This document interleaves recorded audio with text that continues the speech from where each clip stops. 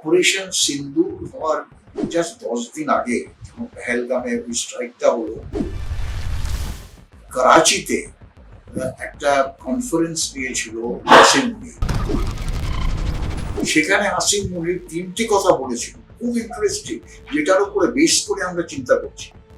একটা হচ্ছে as an army officer ও 3 ভাগে ওর স্পিচকে ডিভাইড করেছিল, একটা পলিটিক্যাল, একটা রিলিজিয়াস, একটা মিলিটারি।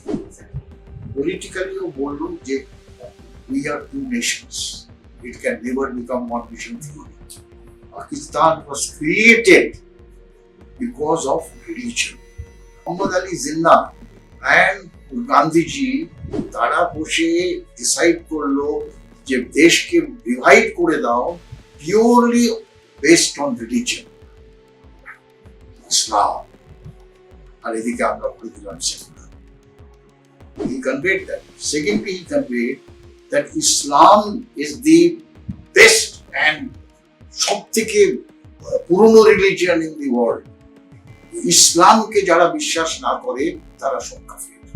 থার্ড কথাও বললো, militarily we are much much more superior than India. আমরা যদি একটা পরমাণু স্ট্রাইক করি, পৃথিবীর 1/3 of the world will get destroyed.